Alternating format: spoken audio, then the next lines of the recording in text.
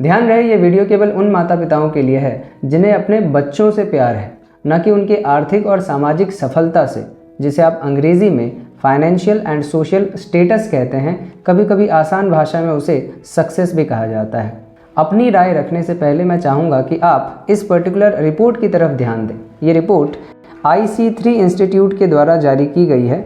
IC3 institute में आपको बता दूं, international career and college counselling एक इंस्टीट्यूट है, नॉन प्रॉफिटेबल ऑर्गेनाइजेशन है, जो कि इंडिया में और इंडिया के बाहर बहुत सारे ऐसे स्कूल्स और कॉलेजेस हैं जिन्हें वो सपोर्ट करते हैं, करियर काउंसलिंग करते हैं, जहाँ पर बच्चों की मदद करी जाती है जब भी उनके मन में कोई द्वंद्व आए कि आखिर पढ़ाई के बाद हम करें क्या।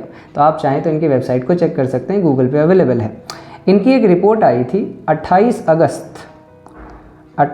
अगस्त 2024 को इनकी एक रिपोर्ट आई थी। इस रिपोर्ट में इन्होंने बताया है कि भारत में विद्यार्थियों की जो आत्महत्या की संख्या है वो कैसे बढ़ रही है, इसके पीछे का कारण क्या क्या है। ठीक है, आइए देखते हैं रिपोर्ट कहता क्या है। रिपोर्ट का आधार है 2021 की NCRB की एक रिपोर्ट। NCRB आप जानते हैं, नेशनल क्राइम रिपोर्ट्स ब्यूरो, जो भारत की एक संस्था है। उन्होंने 2021 में एक रिपोर्ट जारी करी थी जिसमें उन्होंने ब्यौरा दिया हुआ था कि किस तरीके से भारत में विद्यार्थी जो है वो आत्महत्या कर रहे हैं और इसके पीछे का मूल कारण क्या क्या है।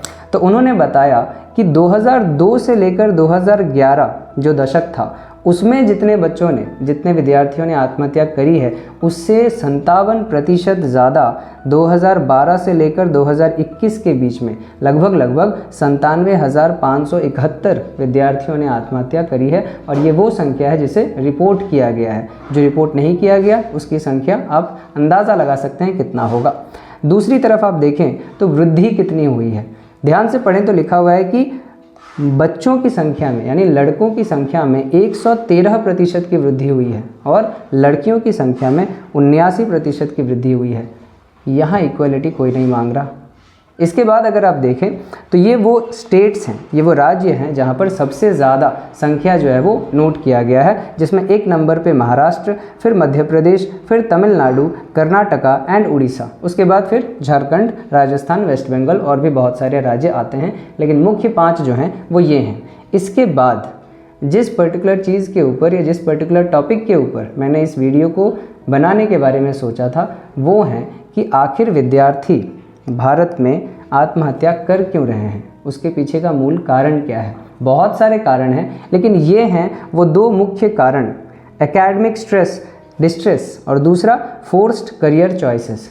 हिंदी के लिए बता दूं, एकेडमिक डिस्ट्रेस का मतलब है मार्क्स नहीं आने का दुख, सही मार्क्स या अच्छे मार्क्स नहीं आने का जो गम है, जो पीड़ा है, जो मानसिक प्रताड़ना है, वो एक कारण है। और दूसरा फोर्स्ड करियर चॉइसेस, जब उन्हें बलपूर्वक अपने मन के इच्छा के विरुद्ध कोई काम चुनने को कहा जाए, करने को कहा जाए, और वो भी 1 या 2 दिनों के लिए नहीं, आजीवन एक ऐसा काम जो शायद वो कभी करना भी ना चाहें, ऐसे कामों को करने के लिए जब उन्हें फोर्स किया जाता है, दबाव उन पर डाला जाता है, तब वो मानसिक प्रताड़ना से जूझते हैं और उसके बाद वो आत्महत्या करने के बारे में सोचते हैं।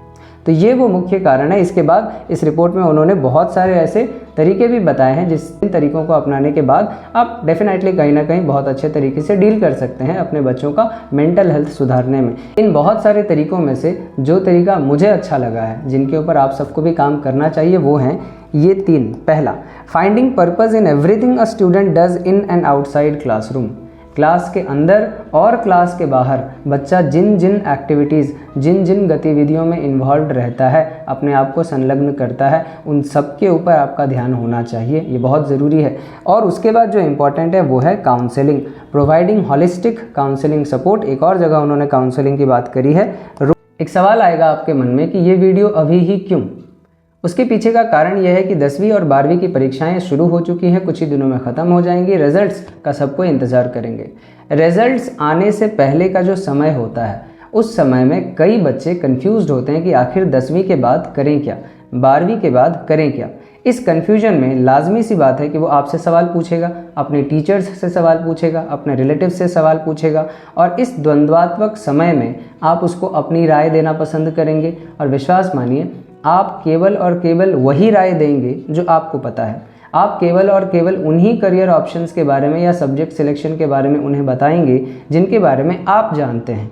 और विश्वास मानिए, आप सब कुछ नहीं जानते हैं। क्यों?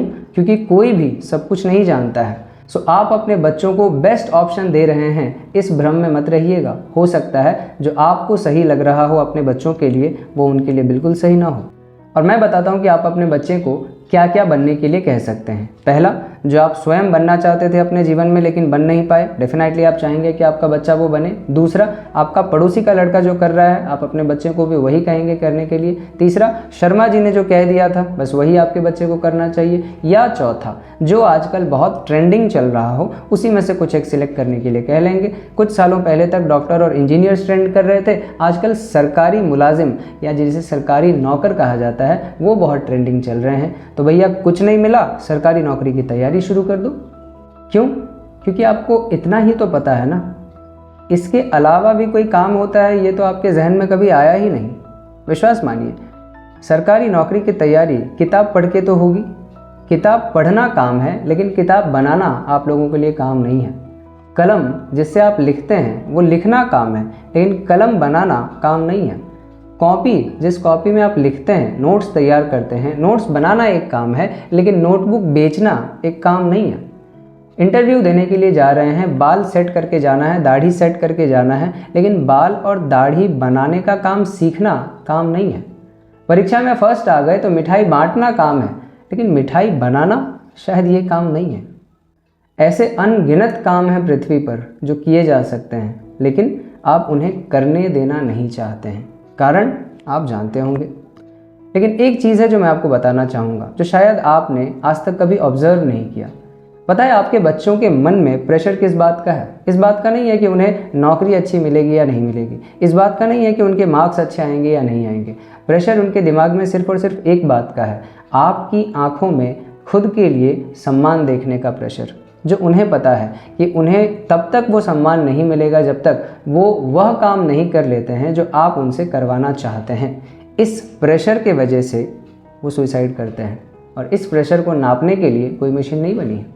और अगर आपको लगता है कि उनका आत्महत्या कर लेना उनकी कमज़ोरी है तो मैं बताता हूँ उन्हें कमज़ोर बनाया किसने है। उन्हें कमज़ोर बनाया है आपने। आप शायद इस बात को मानने से इनकार कर दें लेकिन मैं आपको बताता हूँ कब कब आपने उन्हें कमज़ोरी की तरफ ढकेला है।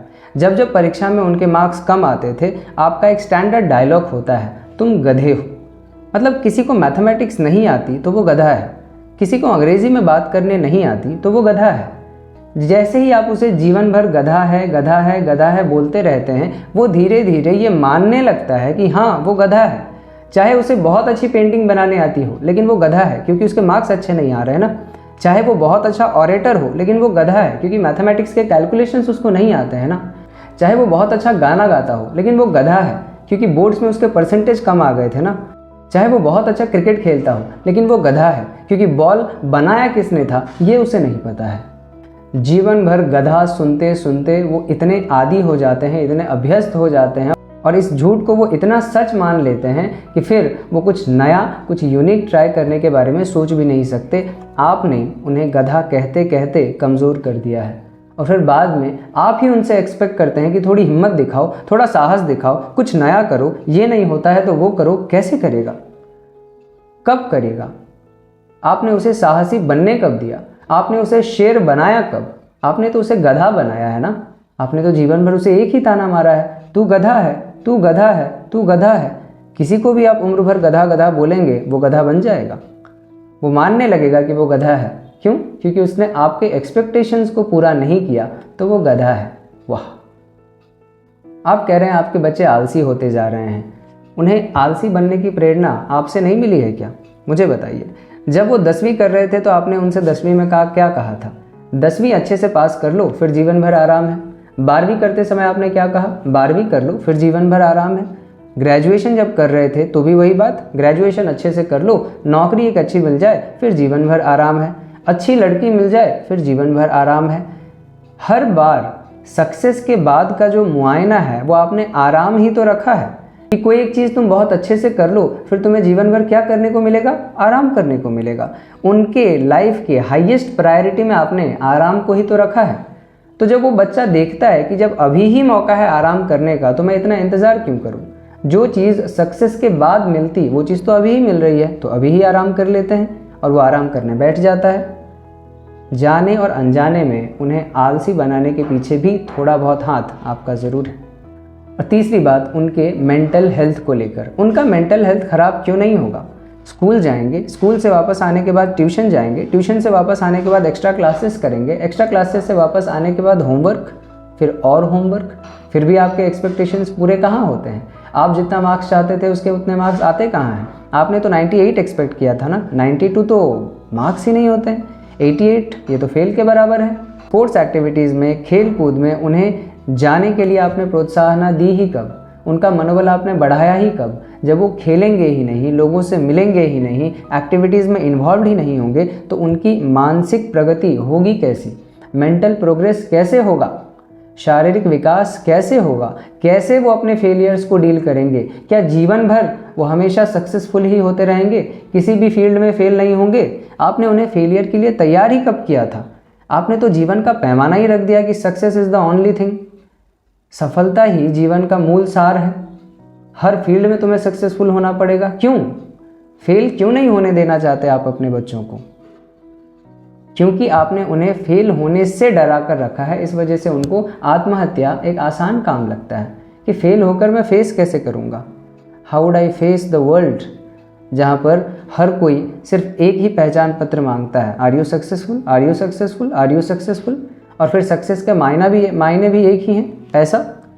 आप कितने सक्सेसफुल हैं ये डिटरमाइन किया जाता है कि आप कमाते कितना है, आपके पास पैसा कितना है, धन कितना है। स्वास्थ्य धन नहीं है क्या, संतुष्टि धन नहीं है क्या, संपत्ति ही धन है, परिवार धन नहीं है, अच्छे संस्कार धन नहीं है।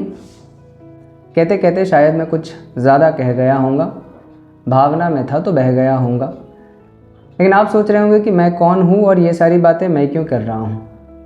मैं एक टीचर हूँ, पिछले 6 वर्षों से मैं बच्चों को पढ़ा रहा हूँ। मैंने छोटे बच्चों को भी पढ़ाया है, मैंने बड़े बच्चों को भी पढ़ाया है, और उनके पास रहते हुए, उनसे घुलते मिलते हुए ये मैंने पाया कि बहुत सारी ऐसी बातें हैं जो वो अपने पेरेंट्स से कर नहीं पाते। बहुत सारे ऐसे टैलेंट हैं उनमें जो उन्होंने अपने पेरेंट्स को कभी दिखा नहीं पाया, जिनके बारे में वो बात नहीं कर पाए, जिनके बारे में वो कहने से डरते हैं, जिस डर के वजह से उन्हें वो काम करना पड़ रहा है जो वो करना नहीं चाहते हैं। और विश्वास मानिए, वो अगर भी वो काम कर लें तो उसमें सक्सेसफुल होंगे नहीं, संतुष्ट नहीं होंगे। हो सकता है पैसे कमा लें, सब कमा लेते हैं, लेकिन संतुष्टि नहीं होगी, आराम नहीं होगा, बेचैनी होगी हमेशा, और उस बेचैनी की वजह से फिर से कई बीमारियाँ। बात कीजिए अपने बच्चों से, पूछिए तो सही क्या करना चाहते हैं। कभी आपने उन्हें मौका ही नहीं दिया, कभी आपने उनसे उनकी मन की बात पूछी ही नहीं। फिर आप कहते हैं उसे तो कुछ पता ही नहीं है। कितनी बार पूछा है आपने? 1 बार 2 बार पूछकर इसका जवाब तो नहीं मिलता, हज़ारों बार पूछना पड़ता है, कई बार फेल होना पड़ता है, कई बार गलत जवाब मिलते हैं, तब जाके कहीं एक बार सही जवाब मिलेगा, सटीक जवाब मिलेगा। सटीक जवाब पहली बार में तो नहीं मिलता ना। आपका बच्चा मैथ्स का सवाल गलत कर दे तब तो आप बड़ा कहने लगते हैं, अरे बार बार प्रैक्टिस करो, बार बार प्रैक्टिस करो, ठीक होगा नहीं कैसे। ये चीज़ आप अपने जीवन में क्यों नहीं अप्लाई करते हैं? बार बार उससे पूछिए, बार बार उसको अलग अलग एक्सपोजर देके देखिए, अलग अलग जगहों पर लेकर जाइए, अलग अलग एक्टिविटीज़ उसे दीजिए, फिर देखिए उसकी रुचि किस चीज़ में है। तभी तो पता चलेगा ना उसका इंटरेस्ट किधर है, उसका रुझान किस तरफ है। तब तो आप जान पाएंगे कि उसे करना क्या है। हम सबको कुछ ना कुछ काम करना है और हम सबके पास कोई ना कोई टैलेंट है। उस टैलेंट के हिसाब से काम करेंगे तो सक्सेसफुल होंगे। पैसे से सक्सेसफुल होना बहुत ज़रूरी नहीं है। संतुष्टि चाहिए, शांति चाहिए। अपने बच्चों को अपनी इच्छाओं के पिंजरों में कैद करके मत रखिए। पिंजरे को खोलिए, उन्हें उड़ने दीजिए प्लीज़।